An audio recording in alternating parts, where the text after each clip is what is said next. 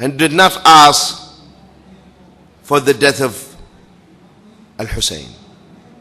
As a matter of fact, he remorse and he regret that for what happened. And when the family of Al-Hussein, came to Syria,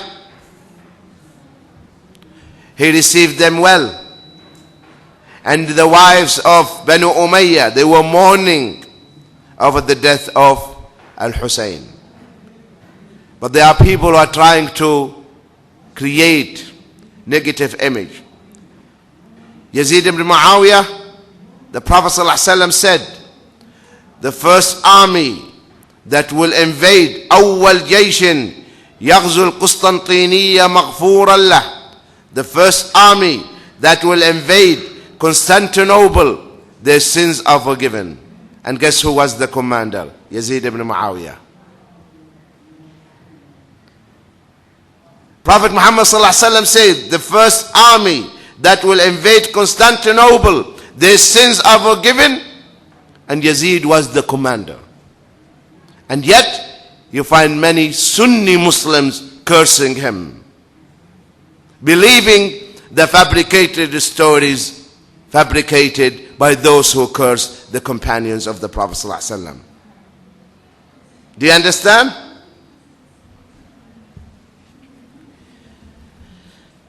Muhammad ibn al-Hanafiyyah, the brother of Al-Hussein, he said, I visited Yazid and I found him a pious person, righteous man. This is what I found. And this is the testimony of Al-Hussein's brother, Muhammad ibn al-Hanafiyyah. Also, so here the Prophet ﷺ said, the best generation, my generation, then those to follow them, then those to follow them. The three generations, Sahaba, Tabi'een, Tabi'it Tabi'een. Then he said a generation will come when they will give false testimony, when they will witness before anyone asks them. Believe me, brothers and sisters, in some Muslim countries, if the qadi, the judge, asks you to bring a witness, you'll find them down waiting for you. You go down outside the court and they will say, do you want a witness? Yes, give us this much of money. Alaikum wa rahmatullahi wa barakatuh.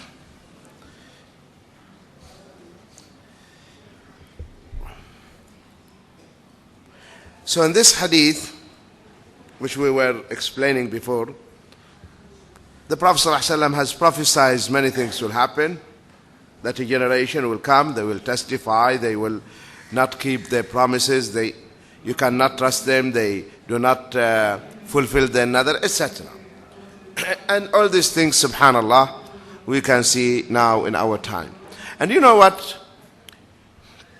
When you read a prophecy, you know the meaning of prophecy? Prophecy is something foretold and then you see it fulfilled. This actually increases your iman, because that tells you that Muhammad ﷺ indeed is the Prophet of Allah. He already told us that this is going to happen, and you see it's happening. You know what I mean? You see it is happening. So this should increase your iman. This should not weaken your iman and you feel frustrated. So that it should motivate you to stay on the path, and you should motivate you to call the people to the deen, call the people to kitab and sunnah, etc.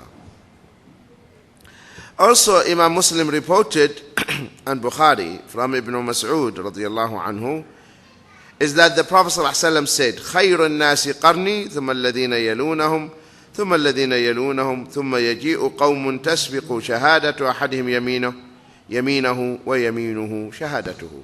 The best of mankind is my generation. Then those who come immediately after them, then those who come after them, thereafter will come a people whose witnesses will go ahead of their oaths, and oaths will go ahead of their witnesses. They have no taqwa, they have no fear in their hearts. They are ready to bear witness, to bear witness. They are ready to testify to something even they did not witness. Because there is no fear in their hearts. Remember what we said yesterday. When the Prophet ﷺ asked the Sahaba, 50 of the Sahaba, to bear witness and to swear by Allah, they refused. Why? Out of fear. They said, how can we testify or bear witness for something we did not witness? Do you understand? So, once the person has no fear in his heart, he will do anything. As the hadith, إِلَّمْ تَسْتَحِي فَاصْنَعْ مَا شِئْتَ. If you don't feel shy, do whatever. Don't feel shame of yourself, do whatever you like. Because you have no akhlaq, you have no taqwa, you have no fear of Allah subhanahu wa ta'ala. What actually will stop you and prevent you from sinning is the fear of Allah. If you fear Allah subhanahu wa ta'ala and you only think of His reward and His pleasure, then if you are only concerned about the dunya and to be noticed and to be famous in the dunya and the people to praise you, etc., that's why you will do what only pleases the people. But if you are worried about your akhirah, you should only think of what pleases Allah subhanahu wa ta'ala. Chapter number 63. Covenant is called ahd, the ahd, the promise. Allah said, وَأَوْفُوا بِعَهْدِ اللَّهِ إِذَا عَاهَدتُّمْ وَلَا تَنْقُضُوا الْأَيْمَانَ بَعْدَ تَوْكِيدِهَا وَقَدْ جَعَلْتُمُ اللَّهَ عَلَيْكُمْ كَفِيلًا إِنَّ اللَّهَ يَعْلَمُ مَا تَفْعَلُونَ. And fulfill the covenant of Allah, the bay'ah, the pledge for Islam. When you have covenanted, and break not the oaths after you have confirmed them, and indeed you have appointed Allah your surety. Verily, Allah knows what you do. So, Allah is saying, وَأَوْفُوا بِعَهْدِ اللَّهِ. If you give an oath, if you give a promise or covenant, then maintain it. Maintain it. Don't break it. For instance, if we sign a treaty with the enemies, we keep it, we maintain it. The Muslims, they had a treaty with the non-Muslims.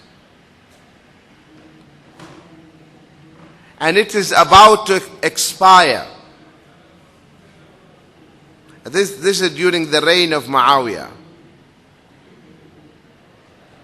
So there is a date that this peace treaty will expire. So the Khalifa wanted to advance the troops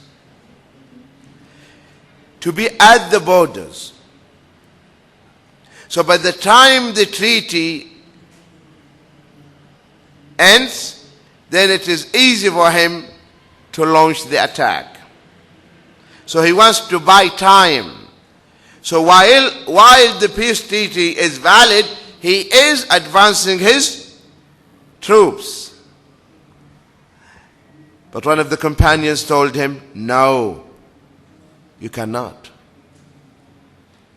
You cannot do this unless you announce and declare that the peace treaty is over. So the enemy will take his preparation, will be ready. See the ethics in Islam, even about war. Where can you find such ethics anywhere else? You tell your enemy, get ready. We have no peace anymore. This is the deen of Islam.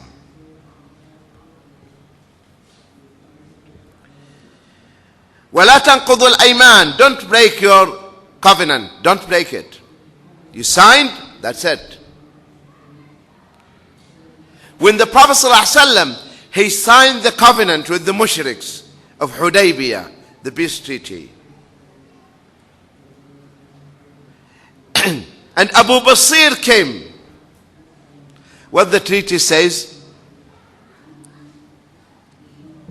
the clauses of the treaty, if a Muslim, if a person from among the mushriks became a Muslim and he goes to Medina, Muhammad should bring him back to the kuffar.